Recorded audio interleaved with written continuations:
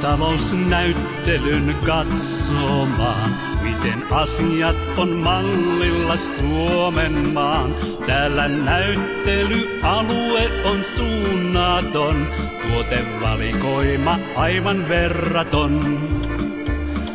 Okra on maatalousnäyttely, parhain sen koki isäntä ja emäntä jo varhain, vaikka 10 vuodet on jääneet taa. Okra ori päässä aina kiinnostaa. Kotieläinpiha kierrettiin, sit vähän oltiin konepuolella.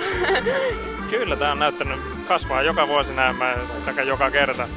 Täällä nähdä on traktorin 10 lampaita, porsaita tai kiikkehän solmi. Kuivurit, aurat ja paalaimet, joita tilalasi ehkä tarvitsee. Tämä on ensimmäinen kerta, kun olen Okran maatalousnäyttelyssä käymässä. Nämä näyttelyt ovat aiempaakin komeat. Isäntä ja emäntä jo varhain, vaikka 10 vuodet on jääneet taa. Okra ori päässä aina kiinnostaa. Miltä tämä on näyttänyt nämä palvelut? Täällä on kuitenkin tämä uusi upea 1500 henkilöä vetävä Okra-ravintola. Kyllä aika hyvin on, että kyllä joka puolelta saa sitten, jos on nälkä tai jano. Isännällä apunaan on tietokonerenki. Muuten menis varmuudella kanan poikain henki. Vaan Okra sen kaiken sulle paljastaa, miten maatilan voit valjastaa.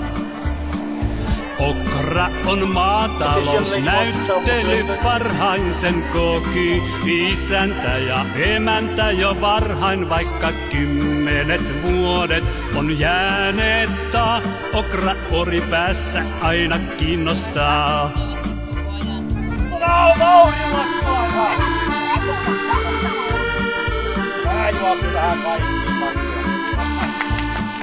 Meillä Oripäässä on hyvä yhteishenki.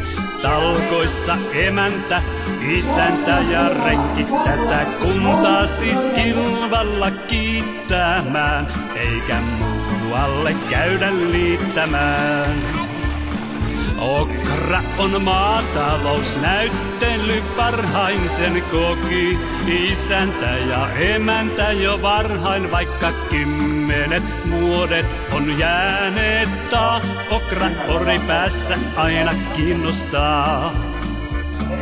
Okra on maatalousnäyttely, parhain sen koki isäntä ja emäntä jo varhain, vaikka 10 vuodet on jääneet taa.